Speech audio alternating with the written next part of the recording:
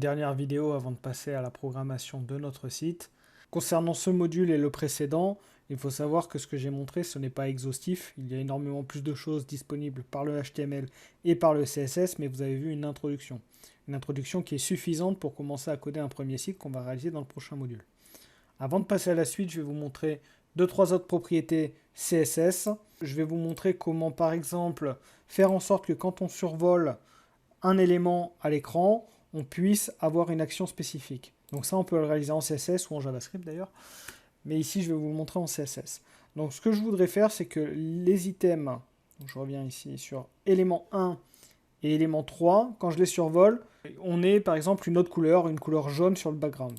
Donc on peut faire ça assez simplement. Si vous vous rappelez, c'était item size 1.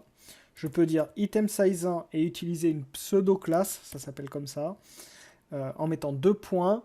Et je peux écrire over pour dire quand je survole cet élément-là, je vais avoir une action qui va se passer. Et en l'occurrence, je vais mettre un background color. Et je vais mettre yellow. Et vous allez voir que directement, si j'actualise, donc là on a comme avant, mais si je survole l'élément 1, il passe en jaune. Pareil, si je survole l'élément 3, il passe en jaune. Donc ça, c'était une première chose, ça s'appelle des pseudo-classes.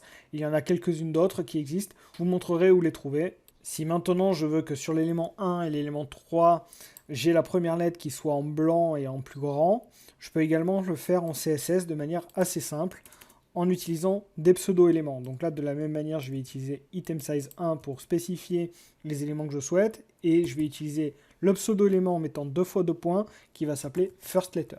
Donc là aussi, on en a quelques-uns qui existent. Vous pourrez les regarder. Donc je vais écrire font size. On va mettre 35 pixels par exemple. Et je vais mettre color white. Et vous allez voir que directement ces éléments-là, quand je actualise, sur la première lettre, on l'a bien en blanc et en plus grand.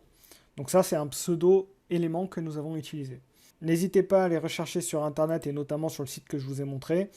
Vous aurez pas mal d'informations sur tout ce qui existe. Donc je vous ai parlé des pseudo-classes et des pseudo-éléments. Donc ici, on retrouve les pseudo-classes.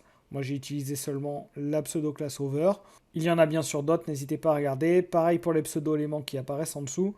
Et vous avez surtout une référence de l'ensemble des propriétés CSS qui peut exister.